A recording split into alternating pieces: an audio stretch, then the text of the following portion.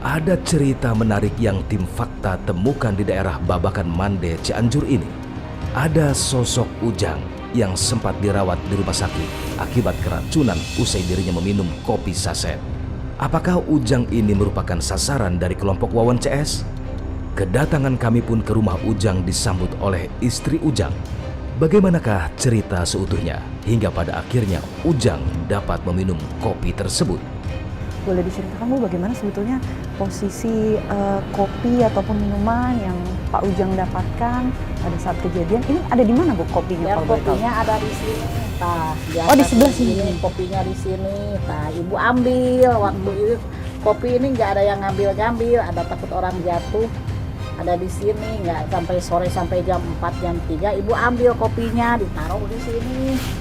Ibunya cepat bilang begini sama kopinya, aku Ibu digini-gini. Dalam bentuk apa Bu kopinya? Saset atau sudah Kopi disini? ini. Nah, Oh saset merek ya Bu ya? kopinya Merek di sini. ya. Kopinya di sini. Nah, Ibu jam 4 atau jam 3 sore nggak ada yang ngambil. Kalau orang jatuh, ada perasaan Ibu di bawah nggak ada yang beli kopi dari pagi juga. Ibu ambil sorenya, Ibu giniin, kata hati Ibu, nurani Ibu mungkin ini racun, kata Ibu lempar ke sana. Udah sore si bapak maghrib, sholat maghrib, si bapak seduh, tahu-taunya Ibu udah sholat, masuk kamar si bapaknya, itu jatuhin sendiri, pingsan, udah muntah-muntah kamar mandi, udah muntah-muntah sampai menggetaran semuanya gitu. Langsung dilarikan ke rumah sakit. Itu tanggal berapa Bu? Tanggal 13 hari Jumat malam jam 8. Dan dirawat berapa lama Bu? 4 hari. 4 hari. Ibu nggak curiga sama itu, Ibu sama sekali nggak curiga, nggak tahu. Tapi orangnya nggak seudon, Ibu nggak tahu itu kopi dari mana. Mungkin Ibu kan ada orang jatuh, ada yang belanja, tapi perasaan Ibu nggak ada yang beli dari subuh juga kopi, nggak ada yang beli kopi, gitu enggak. Tapi Bapak pernah cerita nggak kalau sering ngobrol gitu atau? Jarang kan, Solihinnya jarang di rumah. Jarang di Kan rumah. Bekasi. Wawan di rumah, juga? Wawan juga jarang, ya dekat tetangga gini jarang komunikasi gitu. Dengan apa, taunya kalau sholat aja mungkin Bapak di sana, jarang-jarang gitu. Nah Bu Is kan berarti warga sekitar sini juga ya? Ya, satu RW. Satu RW ya? Iya. Nah kalau istri dari Wawon yang namanya Wiwin, itu juga kenal Ibu? Nggak tahu. Nggak tahu, bukan warga sini juga ya Bu? Itu bukan warga sini. Oke. Ibu mah taunya Ibu Iis. Ibu Is aja yang kenal ya? Iya. Ibu mohon maaf, mungkin Pak Ujang pernah cerita Bu, ini kan Pak Ujang masih istirahat, mungkin Pak Ujang pernah cerita apakah Wawon ataupun Solihin pernah mengajak Bapak untuk menggandakan uang atau seperti apa, pernah nggak sih? Nggak ada pernah Pak Solihin datang ke rumah atau Bang Wawan, nggak ada. Nggak sama sekali itu.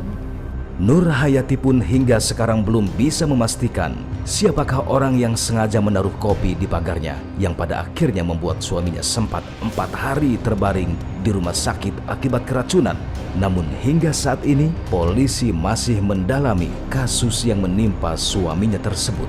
Pak Ujang dan juga Ibu mengetahui bahwa kopi ini diracun setelah tadi cerita Polda Metro Jaya datang ke sini ya Bu ya? Belum tuntas ke situ. Bapak Metro bukan ini Bu racun benar bukan, tapi berkas-berkas Ibu dari rumah sakit udah dibawa ditanganin sama Polda.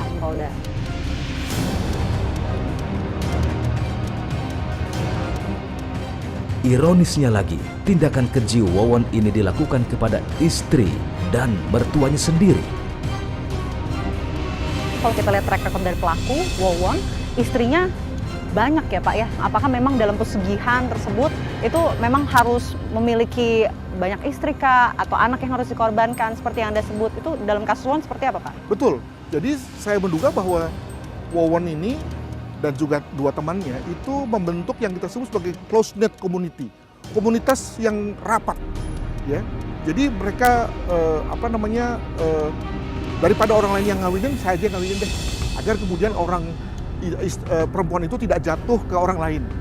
Daripada ada anak tirinya dikawin orang lain, mendingan saya ngawinin. Itu kan aneh sebetulnya. Tapi demi agar tadi ya komunitasnya itu tetap terkurung gitu ya, dan tidak ada orang baru yang mungkin curiga, maka lebih bagus kemudian kawin-mawin saja semuanya.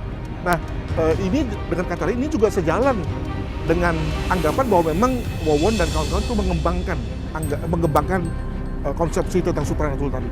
Masalahnya adalah bahwa kalau kita lihat dari Ujang yang selamat ya, maupun juga anak si Wawon yang selamat, itu mereka tidak mengerti, tidak mengenal, tidak pernah mendengar bahkan bahwa Wawon itu dan juga teman-temannya itu berpraktek perdukunan. Katanya dia sudah aktif, tapi kok keluarga sendiri nggak tahu. Nah ini bisa dimengerti karena tadi yang menjadi objek, yang menjadi mitra atau yang menjadi klien dari Wawon dan kawan-kawan adalah TKW yang mungkin adalah saudara juga gitu kan, yang didekati dengan pendekatan keluarga.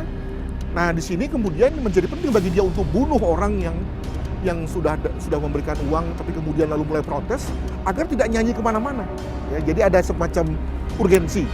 Bukan urgensi untuk dilaporkan kepada polisi, tidak, tapi urgensi agar kemudian tidak merusak pasarnya.